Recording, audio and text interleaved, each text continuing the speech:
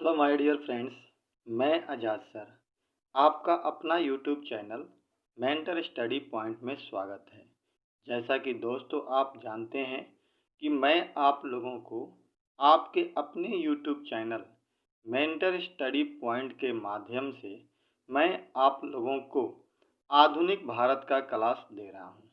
इस आधुनिक भारत के अंतर्गत दोस्तों अभी तक मैंने आप लोगों को कई सारे चैप्टर का अध्ययन कराया है और अब हम लोग भारत में अंग्रेजों की उपलब्धियों की चर्चा कर रहे हैं।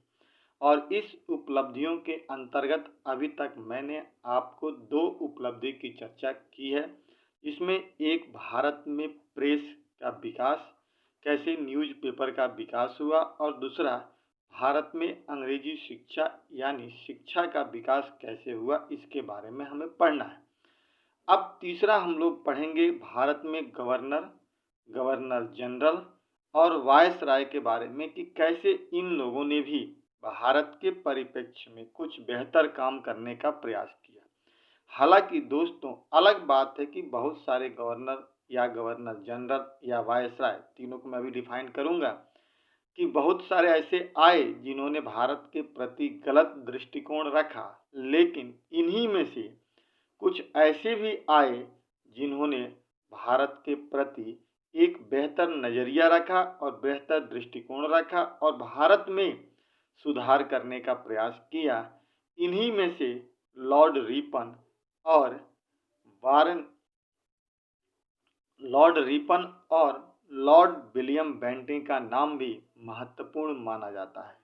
ठीक है दोस्तों, तो आज दोस्तों मैं आप लोगों को भारतीय इतिहास की उस टॉपिक के बारे में बताने जा रहा हूं जहां से क्वेश्चंस किसी भी एग्जाम में सबसे ज़्यादा पूछे जाते हैं। गवर्नर जनरल करने का मतलब ये है कि हम शुरू से लेकर अंत तक एक बार पूरे हिस्ट्री के बारे में जान जाएंगे, जिसमें से बहुत सारी चीज़ें मैंने पहले आपको बता रखी है और बहुत सारी चीज़ें जो बची हुई है वो हम लोग नेशनल मूवमेंट के अंतर्गत करेंगे। और उस नेशनल मूवमेंट में जब हम करेंगे तो वहाँ पर भी इसे कंप्लीट कर लेंगे। लेकिन फिलहाल अभी गवर्नर जनरल जब करेंगे तो बीच बीच में वो सारी चीज़ें हम लोग करने का प्रयास करेंगे जो अभी तक मैंने आपको नहीं बताया है। ठीक है दोस्तों, पहली बात तो ये है कि यहाँ से क्वेश्चंस आपके बहुत इजी और सिंपल और आसान तरीके से पूछे जाते हैं और हर एक एग्जाम में क्वेश्चन आते हैं गवर्नर जनरल से रिलेटेड। ठीक है, इनके कार्यों के बारे में, इनके कामों के बारे में तरह तरह के सवाल पूछे जाते हैं और कई बार तो इनके कंसेप्ट से ही क्वेश्चंस आ जाते हैं, जैसे हमने अभी आपको डिफाइन करके कुछ बताया है।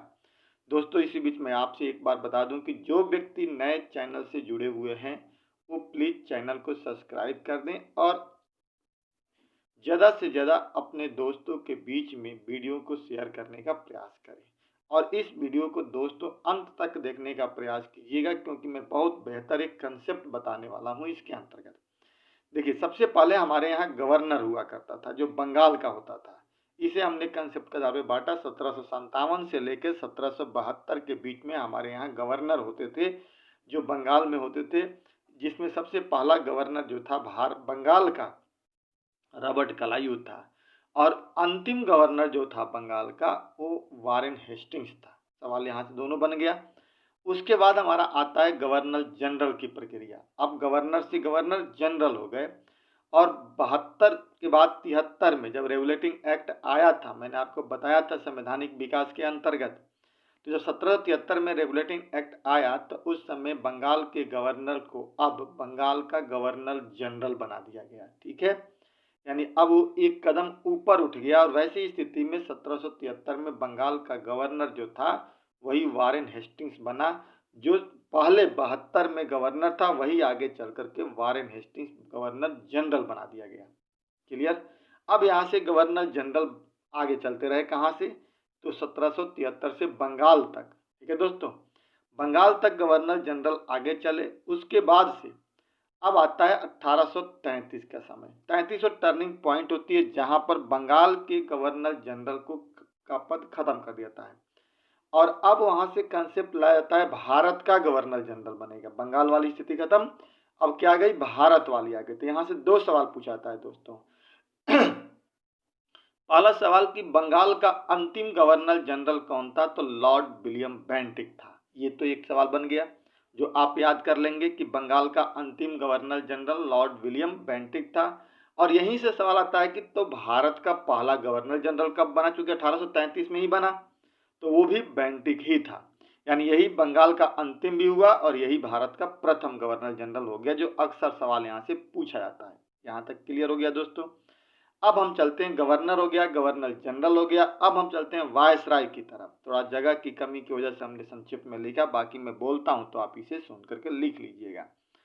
अब वायसराय जो बनना शुरू हुआ, तो ये 1857 की क्रांति के बाद 1858 में जो भारत शासन अधिनियम आया था, उसी के तहत बंगाल भारत के गवर्नर जनरल को वायसराय की उपाधि दे दी गई। अब यहाँ सवाल आता है कि भारत का अंतिम गवर्नर जनरल कौन था, तो लॉर्ड केनिंग था। और वही अंतिम गवर्नर जनरल भारत का पहला वायसराय भी बन गया, जो लॉर्ड केनिंग ही था। ठीक है, तो अब पूछा जाए कि अंतिम भारत का गवर्नर जनरल लॉर्ड केनिंग और प्रथम भारत का वायसराय लॉर्ड केनिंग हुआ, जो वहां से अब वायसराय का प्रक्रिया चलता रहा अंतिम समय तक, 1947 तक। भारत का अंतिम वायसराय जो था वो कौन था, विदेशी माउंटबेटन।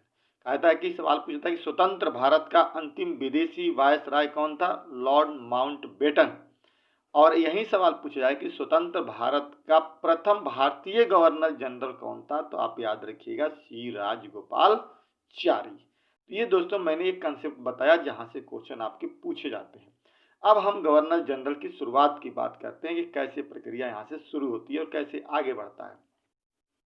तो दोस्तों मैंने आप लोगों को पहले बता रखा है कि पलासी और बक्सर का युद्ध कब हुआ था। 1757 और 1764 में दोनों युद्ध हुए थे। कह रहा है कि पलासी एवं पुनः बक्सर के युद्ध के बाद बंगाल अंग्रेजों के हाथ में आ गया, ये हमने पहले भी पढ़ा है। अब यहाँ की व्यवस्था उनकी मुख्य जिम्मेदारी थी। पलासी युद्ध में कलायू की महत्वपूर्ण भूमिका को देखते हुए युद्ध विजय के पश्चात कलायू को बंगाल का गवर्नर बना दिया गया, जो मैंने अभी शुरू में चर्चा किया। ठीक, तो अब बंगाल का पहला गवर्नर कौन बन गया, गवर्नर जनरल नहीं, गवर्नर बन गया कौन, रॉबर्ट कलायू।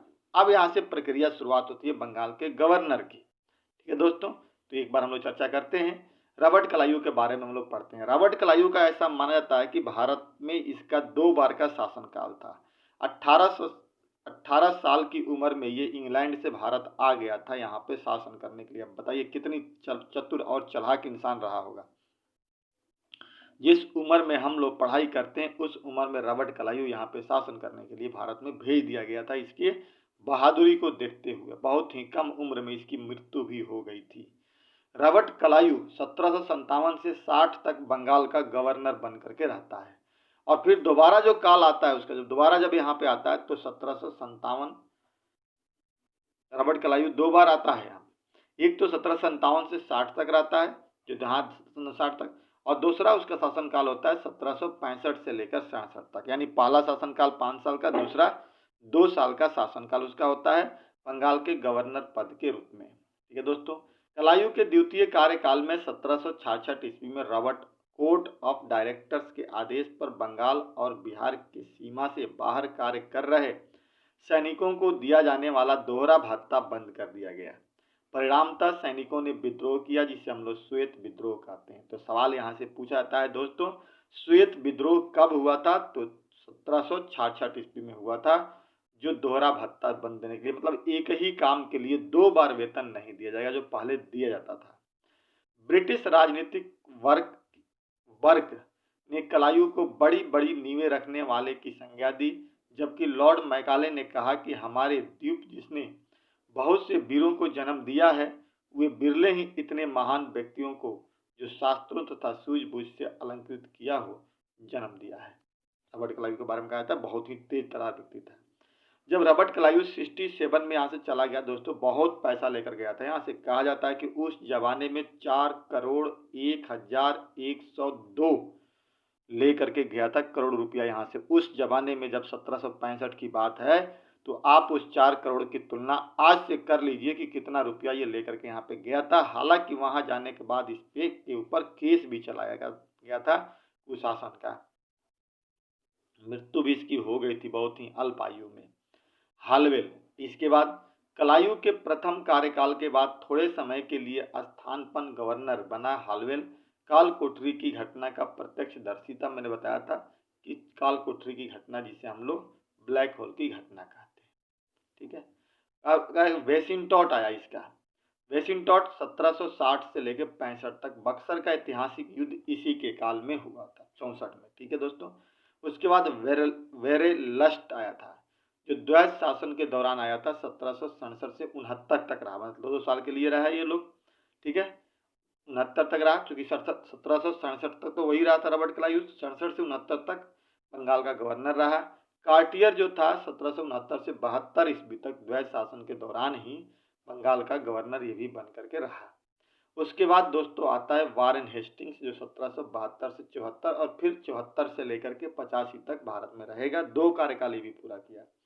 यह बंगाल का अंतिम गवर्नर था जिसने बंगाल के द्वैत शासन को समाप्त कर दिया था। मैंने आपको बताया था 1765 से लेकर के 72 के बीच में दोस्तों बंगाल में द्वैत शासन चला था, जिसके दौरान बंगाल में बहुत बड़े अकाल भी पड़ी थी और 1/3 जनता वहां पे साफ हो गई थी। उस जमाने में 1 करोड़ से ज्यादा लोग मरे थे। तो अब अंदाजा लगा सकते हैं, तो बंगाल का अंतिम गवर्नर कौन कहलाएगा? Warren Hastings. और पहला कौन कहलाया? तो रॉबर्ट क्लाइव। अब यहाँ से आगे बढ़ते हैं, बंगाल के अब गवर्नर जनरल की बात आती है, जिसको आज हम लोग करेंगे यहाँ तक। ठीक है ना, बंगाल के गवर्नर जनरल आज कंप्लीट करेंगे, भारत के गवर्नर जनरल अगले वीडियो में करेंगे दोस्तों, तो इसको ध्यान से समझिएगा लास्ट तक। अब आता है बंगाल के गवर्नर जनरल। 1773 ईस्वी में रेगुलेटिंग एक्ट पारित किया गया, जिसके अंतर्गत बंगाल के गवर्नर को अब अंग्रेजी क्षेत्रों का गवर्नर जनरल कहा जाने लगा। और अब पूरा का पूरा वो क्या बन गया? गवर्नर जनरल के पद के रूप में आ गया। अब आ रहा है वारेन हेस्टिंग्स जो 1774 से 85 तक रहा। यही व्यक्ति फिर से अब पहले बंगाल का गवर्नर बना, फिर बंगाल का गवर्नर जनरल बना दिया गया। 72 में वारेन हेस्टिंग्स बंगाल का गवर्नर बना तथा 73 के रेगुलेटिंग एक्ट के तहत 1774 ईस्वी में इसे बंगाल का प्रथम गवर्नर जनरल बना दिया गया। मैंने अंडरलाइन कर दिया दोस्तों, इसे याद रखिएगा। इसने कलायू द्वारा लागू द्वैत शासन प्रणाली को समाप्त कर दिया, 72 में समाप्त कर दिया तथा इसी के शासन काल में 1773 में रेगुलेटिंग एक्ट तथा 1784 में पिट्स इंडिया एक्ट भी पारित हुआ था, जो हम लोगों ने पहले पढ़ लिया है संवैधानिक विकास के अंतर्गत। 1773 ईस्वी के रेगुलेटिंग एक्ट के प्रावधानों के अंतर्गत 1774 में कलकत्ता में एक सुप्रीम कोर्ट की स्थापना की गई थी, जो मैंने आपको बताया था, जिसका मुख्य न्यायाधीश एलिजा इम्पे था। हेस्टिंग्स ने राजस्व वसूली की प्रक्रिया में सुधार करते हुए बोर्ड ऑफ रेवेन्यू की स्थापना की। देखिए सब दोस्तों याद रखिएगा ये लोग।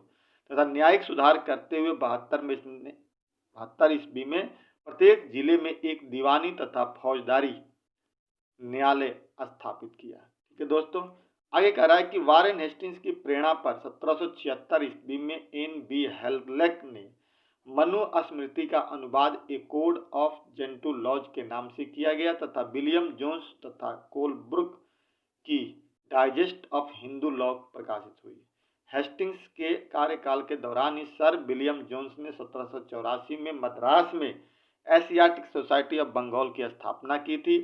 वारेन हेस्टिंग्स पर इंग्लैंड में महाभियोग का मुकदमा चलाया गया था और फिर उसको वहां पे की गई थी।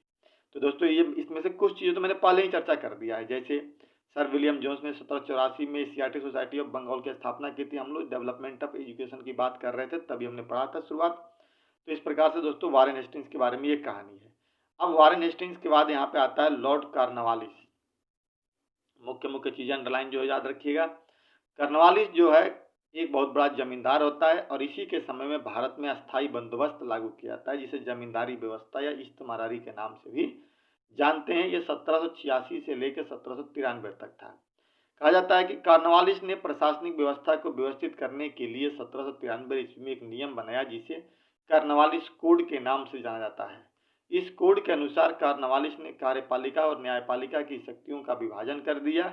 इसके द्वारा जिला कलेक्टर से दीवानी अधिकार ले लिया गया तथा दीवानी मुकदमों की जांच के लिए प्रत्येक जिला में जिला न्यायालय की स्थापना की गई। फौजदारी न्यायालय के अंतर्गत प्रत्येक जिला में जिला न्यायालय होता था, जो जिला जज के अंतर्गत होता था। पुलिस सुधार भी किया इसने। कॉर्नवालिस को पुलिस व्यवस्था का जनक माना जाता है, याद रखिए दोस्तों। जमींदारों के पुलिस अधिकार समाप्त कर दिए गए। प्रत्येक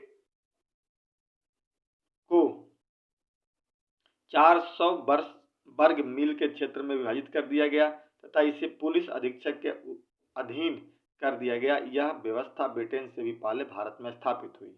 अब अस्थायी बंदोबस्त इसी के समय लागू हुआ था।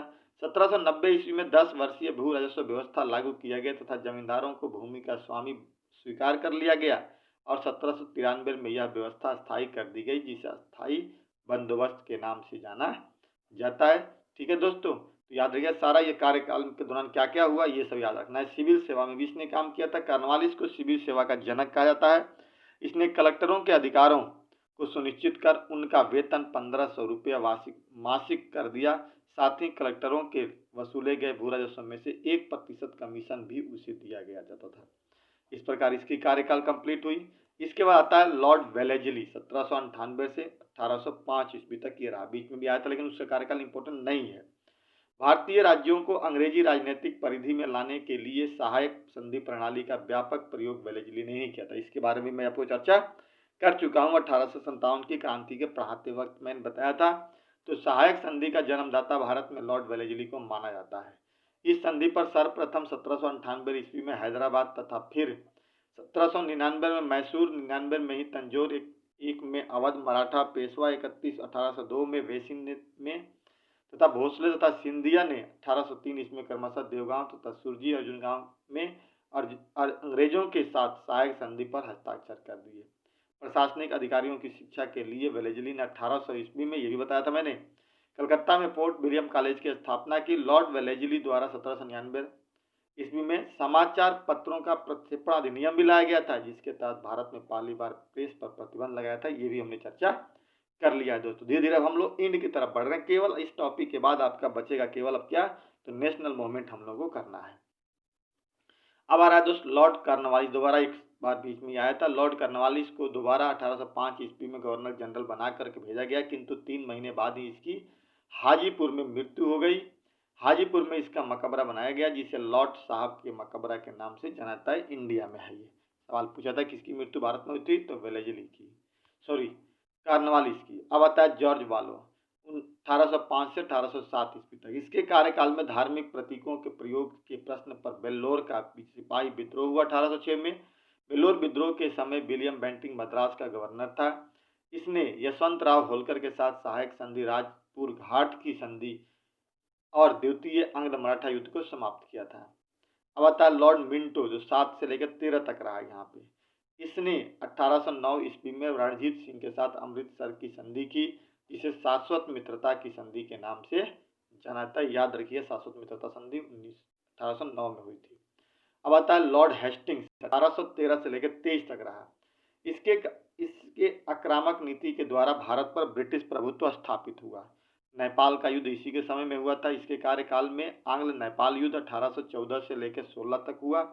इस युद्ध में गोरखा नेता अमर सिंह को पराजित कर डेविड अख्तर लोनी ने 1816 ईस्वी में उससे सुगौली की संधि की। इस संधि द्वारा अंग्रेजों को शिमला, मसूरी, रानीखेत, नैनीताल के क्षेत्र प्राप्त हो गए।